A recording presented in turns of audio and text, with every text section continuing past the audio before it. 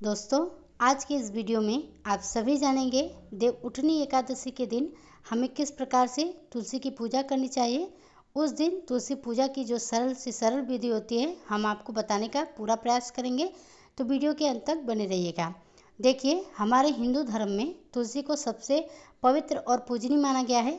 कहते हैं कि तुलसी जी की पूजा करने से घर में कभी भी दरिद्रता नहीं आती है, घर परिवार के सभी सदस्य निरोगी रहते हैं। खास तौर से कार्तिक के महीने में तुलसी जी की पूजा का विशेष विधान है।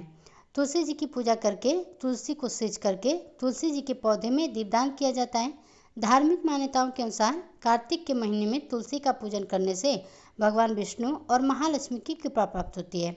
जो लोग कार्तिक के महीने में तुलसी जी की पूजा करते हैं उन्हें देव उत्थान एकादशी या द्वादशी के दिन हो सके तो तुलसी जी का विवाह भी भगवान शालिग्राम के साथ जरूर कराना चाहिए। अगर आप विवाह नहीं करा सकते हैं तो एक खास तरह से आपको तुलसी जी का पूजन इस दिन जरूर करना चाहिए, तभी आपको पूरे महीने में की गई पूजा का पूरा पूरा पुण्य प्राप्त होता है। और आज के दिन इस वीडियो में आप सभी जानेंगे कि देव उत्थान एकादशी के दिन आप तुलसी जी की पूजा कैसे करें। मान्यताओं के अनुसार एकादशी के दिन तुलसी जी निर्जला और निराहार उपवास रखती हैं, इसलिए खासतौर पर एकादशी के दिन तुलसी जी में जल अर्पित नहीं किया जाता है। सिर्फ जल अर्पित नहीं किया जाता, लेकिन सुबह और शाम दीपक जरूर जलाया जाता है। ऐसे में वैसे तो आप पूरे साल भर एकादशी के दिन तुलसी जी में जल अर्पित नहीं करते हैं, लेकिन देव उत्थान एकादशी के दिन आप तुलसी जी में जल भी अर्पित कर सकते हैं और विधि विधान से तुलसी जी का पूजन भी कर सकते हैं। ऐसा इसलिए क्योंकि देव उत्थान एकादशी के दिन ही भगवान विष्णु ने अपने शालिग्राम रूप में तुलसी जी को अपने पत्नी के रूप में स्वीकार किया था, उनसे विवाह किया था और विवाह के समय वो सारी रस्में निभाई जाती हैं जो कि एक वर और वधू के विवाह में होती है। इस परंपरा में या इस रीति रिवाज में तुलसी जी को जल भी अर्पित किया जाता है और उन्हें श्रृंगार भी अर्पित किया जाता है। और मान्यता है कि इसी दिन तुलसी जी का निर्जला उपवास स्वीकार हो जाता है, उनका व्रत पूर्ण हो जाता है। तो इसके लिए देव उत्थान एकादशी के दिन जो भी लोग तुलसी जी का चाहे विवाह कराना चाहते हों या केवल पूजा ही करना चाहते हों, तो उन्हें सुबह स्नान आदि से निवृत्त होने के बाद भगवान विष्णु का पूजन जरूर करना चाहिए। भगवान विष्णु का पूजन करने के बाद आप तुलसी जी के पौधे में घी का एक दीपक जलाएं और ध्यान रखें कि शाम के पहले आपको तुलसी जी को सिंदूर भी नहीं लगाना है, क्योंकि शाम के समय जब हम तुलसी जी का विवाह शालिग्राम के साथ कराते हैं उसी समय के बाद से ही तुलसी जी को सिंदूर अर्पित किया जाता है। उन्हें सुहाग की सामग्री अर्पित की जाती है, क्योंकि दिन भर उपवास रहता है, इसलिए शाम के समय आप श्रृंगार की सामग्री अर्पित करें। जो लोग एकादशी के दिन विवाह नहीं करा सकते हैं या तुलसी जी का जो भी विशेष पूजन है वो नहीं कर सकते हैं, तो वो लोग द्वादशी तिथि के दिन ही तुलसी जी का विवाह या विशेष पूजन कर सकते हैं। जो लोग चाहे तो एकादशी का उपवास रखते हों या ना रखते हों, आज के दिन सभी को तुलसी जी का पूजन जरूर करना चाहिए। तुलसी जी के गमले को आप अच्छे रंग से, गेरू रंग से, आदि से भी आप सुंदर रंग से आप उसको रंग सकते हैं। तुलसी जी की पत्तियों को आप अच्छे से जल से साफ कर लें ताकि कहीं पर भी धूल मिट्टी ना रहे।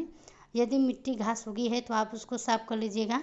तुलसी जी को इस दिन बिल्कुल साफ सुथरा रखना चाहिए। शाम को पूजा करने से पहले आपके पास श्रृंगार की जो भी आवश्यक सामग्री है, जैसे कि सिंदूर की डिब्बी, चूड़ी, बिंदी, मेहंदी, काजल या आभूषणों में आप मंगलसूत्र, बिछिया, पायल, वस्त्र के रूप में लहंगा, चुनरी या साड़ी भी अर्पित कर सकते हैं। भोग लगाने के लिए आप मिठाई या फिर फल भी रख सकते हैं। हल्दी और कच्चा दूध आज के दिन तुलसी जी को जरूर लगाना चाहिए।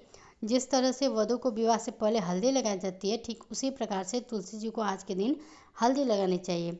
यहाँ पर मैं आपको सिर्फ तुलसी जी की पूजा के बारे में बता रही हूँ, क्योंकि तुलसी जी के विवाह में जिन जिन बातों का ध्यान रखा जाता है या किस प्रकार से विवाह किया जाता है, इसकी अलग से जानकारी आपको हमारे चैनल पर मिल जाएगी, तो उसको आगे देख लीजिएगा। आज कुछ ये जानकारी जो आपको मिले उसको पहले ध्यान से सुन लीजिए, साथ में आपको कुछ दक्षिणा भी जरूर के। अब तुलसी जी का जो गमला है उसके आप चारों ओर चौक बना लें, गेरू से लिप कर वहाँ पर चौक बना लीजिएगा। सुंदर रंगोली से सजा सकते हैं। आप चाहे तो एक चौकी पर तुलसी जी की गमला आप स्थापित करके भी पूजन कर सकते हैं। घर के आंगन में या छत पर आपने जहाँ भी तुलसी जी का पौधा रखा है उसके आसपास की जगह आप सुंदर से सजा लें। गमले का हो सके तो इस प्रकार बीचों बीच रखें, जिसके चारों ओर घूमकर आप तुलसी जी की 3 बार परिक्रमा भी कर सकते हैं।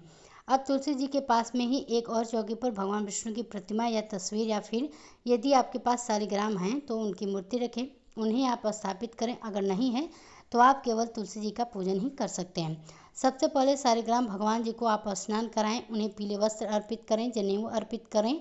अब तुलसी जी को इसी प्रकार से आपको पूजन करेंगे। तुलसी जी को आप पहले रोली का तिलक लगाएंगे, फिर अक्षत अर्पित करें। ध्यान रखें कि सालिग्राम जी को अक्षत नहीं चढ़ा जाते हैं।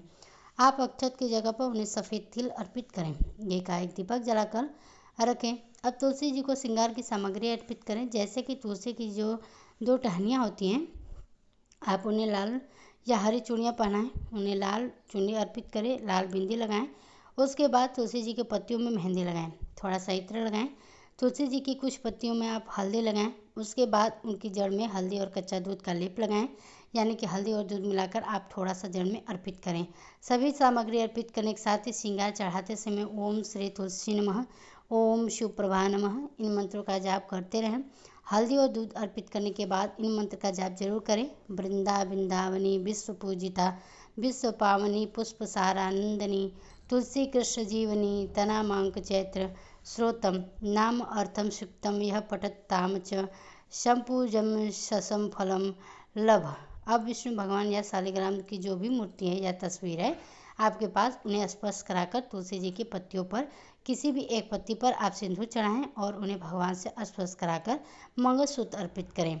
अगर मूर्ति या तस्वीर नहीं है तो आप मन ही मन भगवान का ध्यान करके भी तुलसी जी को यह श्रृंगार की सामग्री अर्पित कर सकते हैं। इसके अलावा आप बिछे पायल फिर जो भी सुहाग की सामग्री है उसके पास है वह अर्पित कर सकते हैं। अगले दिन आप तुलसी जी की चढ़ाई गई इन सारी सामग्रियों को प्रयोग खुद भी कर सकती हैं। यदि आप सुहागिन महिला हैं, कुंवारी कन्याओं को आप चूड़ी या बिंदी प्रसाद रूप में दे सकती हैं। जिन कुंवारी कन्याओं को विवाह होने के बाद कोई बाधा आ रही हो, विवाह होने में देरी हो रही हो, अगर वह तुलसी जी को चढ़ाई गई इन श्रृंगार की सामग्री का प्रयोग करती हैं तो उनका विवाह बहुत जल्दी बहुत अच्छे जीवन साथी से हो जाता है।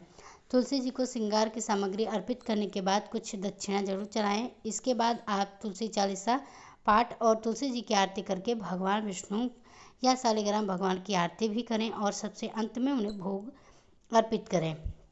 आप फल मिठाई जैसा मैंने आपको बताया, आपने कोई पकवान बना रखा है तो आप पकवान भोग में तुलसी जी को लगा सकते हैं। आरती करने के बाद आपको तुलसी जी की 3 बार परिक्रमा करनी है, क्लॉकवाइज आपको परिक्रमा करनी है और मन ही मन में ओम श्री तुलसी नमः, ओम श्री तुलसी नमः, ओम श्री तुलसी नमः इस मंत्र का लगातार जाप करते रहना है। फिर हाथ जोड़कर तुलसी जी को प्रणाम करें और क्षमा याचना जरूर करें, ताकि पूजा पाठ में यदि आपसे कुछ कमी या कुछ ज़्यादा हो गया हो तो गलती हो गई हो तो उसे आप क्षमा कीजिए। अगर आपके पास तुलसी जी का पौधा नहीं है तो आप आज के दिन तुलसी का पौधा अपने घर में लगा सकते हैं। तुलसी जी को लगाया गया भोग परिवार के सभी सदस्यों को बांटना चाहिए। तुलसी जी की जो भी दक्षिणा आपने अर्पित करी है उसे हो सके तो मंदिर में पुजारी को या फिर किसी गरीब निर्धन व्यक्ति को दान में देना चाहिए। तो उम्मीद है कि आज की यह जानकारी आपको पसंद आई होगी। पसंद आई हो तो वीडियो को लाइक कीजिएगा। इसी तरह की वीडियोस को देखने के लिए हमारे चैनल को सब्सक्राइब जरूर कीजिएगा। साथ ही कमेंट बॉक्स में जय तुलसी माता तथा जय श्री हरि विष्णु जरूर लिखिएगा।